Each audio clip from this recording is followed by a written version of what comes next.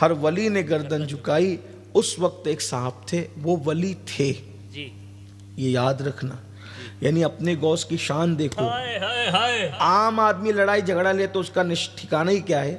ولی ہو کر بھی اگر کسی سے کوئی مسٹیک ہو جائے اس معاملے میں, غوث پاک کے معاملے میں غوث پاک کیا ہے. یہ بات آپ یاد رکھنا. آگے میں کچھ بات اس پر عرض کروں گا اختتامی لمحات پر, آپ بہت توجہ کرنا. تو ان کی زبان سے کیا نکل گیا ہوں, میں سمجھانے کے لیے تشریح کے ساتھ اپنے الفاظ میں بتا رہا ہوں.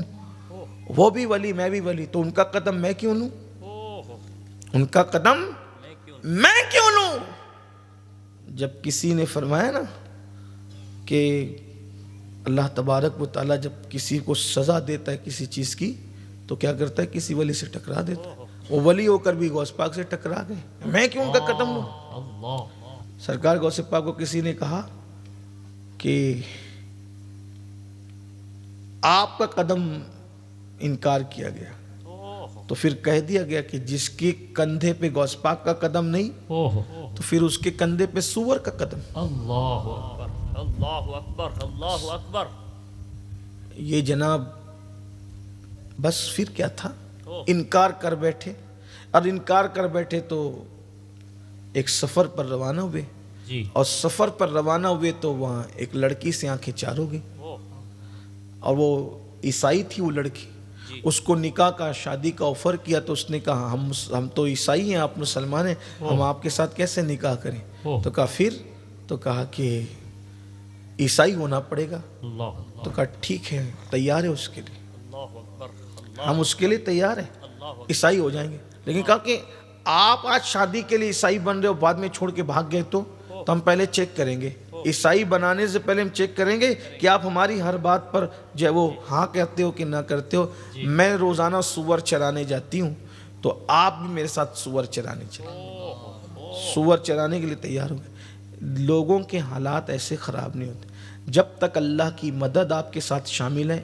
کو پوری تقریر یاد رہے نہ یاد رہے, یہ جملہ یاد رکھنا, جب تک اللہ کی مدد آپ کے ساتھ شامل ہے آپ گناہ نہیں کرتے. گناہ کو سمجھتے کیا ہو, خدا کی نگاہ رحمت نے جب منہ پھیرا ہے تو پھر ولی کہلانے والا لاکھوں لوگوں کا مرید, لاکھوں لوگوں کا پیر, لاکھوں پیروں, لاکھوں مریدوں کا پیر سور چرانے لگا. سور, اور جس عصا سے ٹیک لگا کر قرآن حدیث کی بات کرتے تھے اسی عصا سے سور کنٹرول کر رہے ہیں.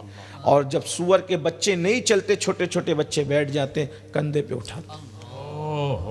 وہ دن لوگوں نے دیکھا کیا کہ غوث پاک کا قدم لینے کا انکار کیا تو سور کا قدم کندھے پر ہے. تب مرید لوگ تو بیعت توڑ توڑ کے بھاگنے لگے. ظاہر سی بات ہے, لوگ چڑھتے سورج کو سلام کرتے. میرے بھائی حالات خراب ہو جائے تو کون رہتا ہے, کوئی مرید نہیں رہتا ہے, تو چھوڑ کر کے بھاگ گئے. لیکن ہزاروں لاکھوں میں کچھ واقعی سچے وفادار ہوتے اور کچھ واقعی وفادار تھے, کچھ واقعی وفادار تھے. تو وہ جو وفادار تھے پیر کا یہ حال دیکھ کے بہت روتے تھے. رات کو آ کے چپکے سے, حضرت پیر صاحب ابھی بھی ہم آپ کو پیر مانتے ہیں, یہ سب آپ کیا کر رہے ہیں.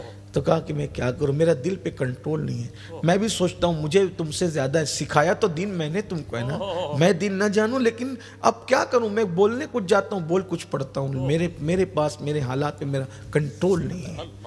اللہ کے بندو, اللہ کی بارگاہ میں یہ عرض کرو, اللہ تیرے کسی بھی نیک بندے کا میں نے دل دکھایا ہو تو معاف کر دے. اور آج کے بعد میں نے کسی مسلمان سے نہیں ٹکرانا, کسی کو تکلیف نہیں پہنچا. سور کندھے پہ اٹھاتے, وہ سچے مرید تھے. کہنے لگے حضرت کچھ کہا نہیں. تو پھر کسی نے رہنمائی کی, کہا تمہارا پیر اب سدھر نہیں سکتا, کیونکہ اس نے ایک اللہ کے ولی کا دل دکھایا ہے, اور جب تک وہ معاف نہ کرے اس وقت تک تیرا پیر نہیں سدھر سکتا. کہا وہ کون, تو کہا غوث پاک کے لیے کہا تھا کہ ہوں وہ بھی ولی اور میں بھی ولی, میں ان کا قدم کیوں لوں, بس دل ان کا دکھایا ہے, وہاں جاؤ ان سے عرضی کرو. اور سن, بڑے کریم ہیں, کریم الابوین ہے, تھوڑی سی گزارش کرو گے تو معاف کر دیں گے. یہ شان ہے, اللہ والوں کی شان ہے. گئے وہاں, تو وہاں جانے کے بعد غوثیت معاف سے کہا سرکار ہمارے پیر کا یہ حال ہو گیا, حضور آپ معاف کر دیں. میں نے معاف کیا.